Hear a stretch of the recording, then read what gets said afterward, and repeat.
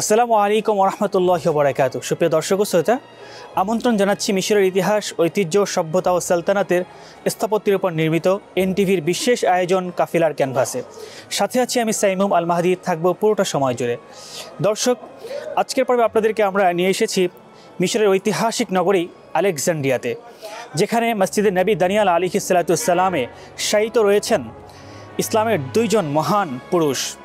একজন হচ্ছেন বনে ইসরায়েলের নবী হজরত দানিয়াল আলাইহিস সালাম এবং হজরত লোকমান হাকিম আলাইহিস সালাম, যার ব্যাপারে আল্লাহ তাবারক তাআলা পবিত্র কালামুল্লাহ শরীফের 31 নম্বর সূরার নামকরণ করেছেন সূরাতুল লোকমান। দর্শক, চলুন এই দুইজন মনীষীর জীবনী নিয়ে আজকে কথা বলবো এবং তাদের মাকবারাটি আমরা ঘুরে ঘুরে দেখব। আমাদের সাথেই থাকুন।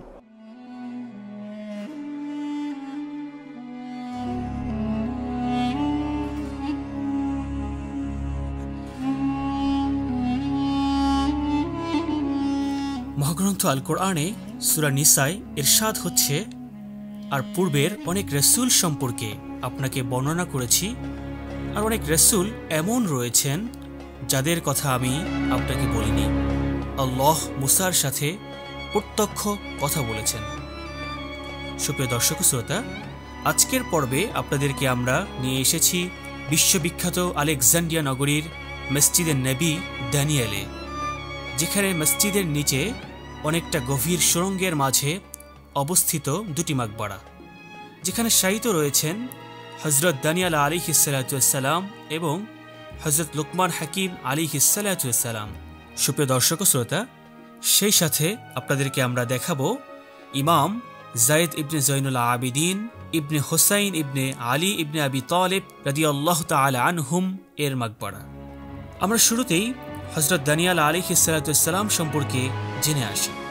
হজরত দানিয়াল আলাইহিস সালাম বনী ইসরায়েলের যুগে আল্লাহর প্রেরিত একজন নবী ছিলেন, যাকে আল্লাহ পাক জ্যোতির্বিদ্যা, হস্তরেখা, গ্রহ নক্ষত্রের গতিবিধির সমস্ত আসমানি জ্ঞান দান করেছিলেন। হজরত দানিয়াল আলাইহিস সালামের মুজিজার ক্ষেত্রে বলা হয়, তিনি যে কোনো মানুষের কপালের রেখা দেখেই অতীত, বর্তমান ও ভবিষ্যৎ সম্পর্কে বলে দিতে পারতেন।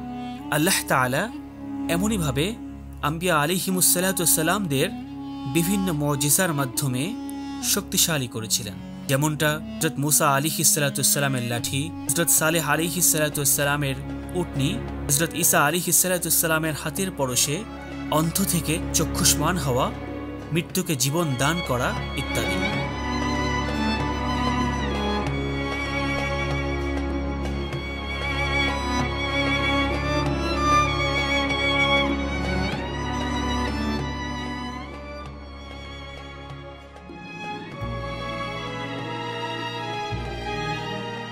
ঠিক তেমনইভাবে আমাদের রাসূল আরবি সাল্লাল্লাহু আলাইহি ওয়াসাল্লামের ছিল অসংখ্য মুজিজা। ইসলামের দ্বিতীয় খলিফা ওমর ইবনে খাত্তাব রাদিয়াল্লাহু তাআলা আনহুর সময়ে এই নবী দানিয়াল আলাইহিস সালামের মাকবারা আবিষ্কৃত হয়। কিতাবুল মুকাদ্দাসা তথা পূর্ববর্তী ধর্মগ্রন্থগুলোতে তার ব্যাপারে ব্যাপক আলোচনা এসেছে।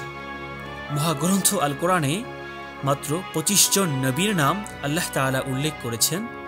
এই 25 জন ছাড়াও ইসলামে রয়েছে অসংখ্য আম্বিয়া আলাইহিমুস সালাম। দর্শক শ্রোতা, আপনারা এখন দেখতে পাচ্ছেন হযরত দানিয়াল আলাইহিস সালামের মাকবারা। এই মাকবারা নিয়ে ওলামাদের মাঝে কিছুটা মতনৈক্য রয়েছে। কারো কারো মতে এই মহান নবীর মাকবারা বর্তমান উজবেকিস্তানের সামরকান্দ এলাকায় অবস্থিত।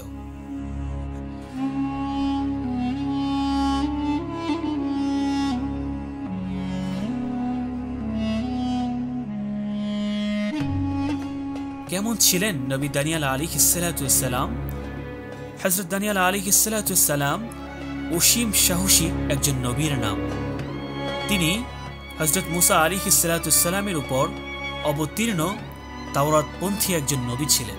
খ্রিস্টপূর্ব 3য় শতাব্দীতে হযরত দানিয়াল আলাইহিস সালামের নবুয়াত বর্ষ 3398 এবং তার ওফাত 3470 খ্রিস্টপূর্ব সনে বলে কোনো ঐতিহাসিক উল্লেখ করেছেন। বনী ইসরায়েলের মাঝে তাওহীদ প্রচার করতে গিয়ে তাকে কঠিন পরীক্ষার সম্মুখীন হতে হয়েছিল। তৎকালীন সময়ের জালিম বাদশাহ বখতে নসর তাকে বাঘের খাঁচায় ক্ষুধার্ত বাঘের সাথে আবদ্ধ করে রেখেছিলেন। আল্লাহর করুণায় বাঘও তার প্রতি সদয় আচরণ করেছিল।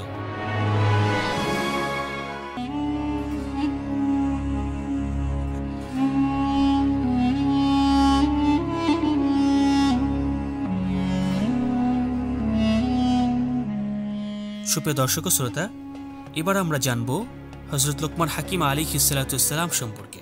এখানে এই দুইটি মাকবারার একটিতে যিনি শায়িত রয়েছেন, হযরত লোকমান হাকিম আলাইহিস সালাম, যার নাম ইতিহাসের স্বর্ণাক্ষরে লেখা রয়েছে।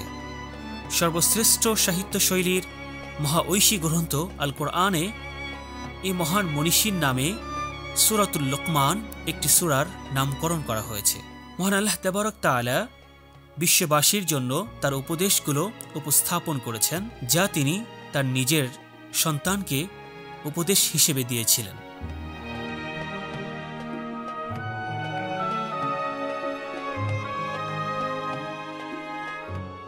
সুপ্রিয় দর্শক ও শ্রোতা, তৎকালীন সময়ে বিভিন্ন প্রান্ত থেকে লোকজন এসে লোকমান হাকিম আলাইহিস সালামের উপদেশ শোনার জন্য ভিড় জমাত।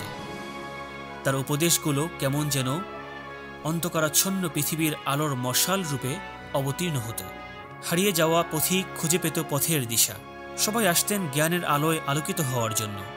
তিনি তার নিজ সন্তানকে উদ্দেশ্য করে যে নসিহত করেছিলেন, তা মহান রব্বুল আলামিনের নিকট এতটাই পছন্দনীয় হয়েছে যে মহান রব্বে করিম তা পবিত্র কালামুল্লাহ শরীফে নাজিল করেছেন।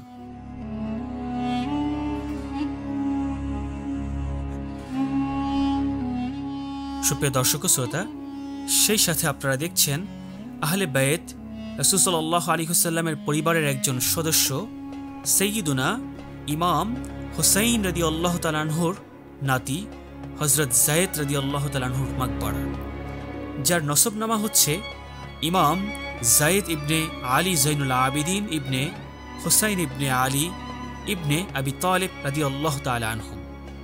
এই মাকবারাটি মিশরের রাজধানী কায়রো শহরের মসজিদে সাইয়েদা জয়নাব রাদিয়াল্লাহু তাআলা আনহা এর মাকবারার পিছনে হাইয়ুল জৈনুল আবিদিনে অবস্থিত। ইমাম আবু ইসহাক রাহিমাহুল্লাহ যার ব্যাপারে বলেছিলেন, আমি যায়েদ ইবনে জৈনুল আবিদিনকে দেখেছি জ্ঞান ও মর্যাদায় যার সমতুল্য তার পরিবারে কাউকে দেখিনি। সুপ্রিয় দর্শক শ্রোতা, 162 হিজরি সনে ইমাম যায়েদ রাদিয়াল্লাহু তাআলা আনহু শহীদি ওফাত গ্রহণ করেন।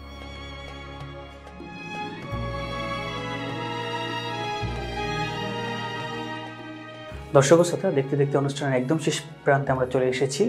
আজকের মতো বিদায় নিচ্ছি। নবী দানিয়াল আলাইহিস সালাম এবং লোকমান হাকিম আলাইহিস সালামের মাকবারা থেকে, যেটি মিশরের আলেকজান্ড্রিয়াতে অবস্থিত। আগামীকাল একই সময় এনটিভির পর্দায় নতুন একটি পর্ব নিয়ে আপনাদের সামনে হাজির হব। সে পর্যন্ত আল্লাহ সুবহানাহু ওয়া তাআলা আমাদেরকে ভালো রাখুন, সুস্থ রাখুন। আসসালামু আলাইকুম ওয়া রাহমাতুল্লাহি ওয়া বারাকাতুহু।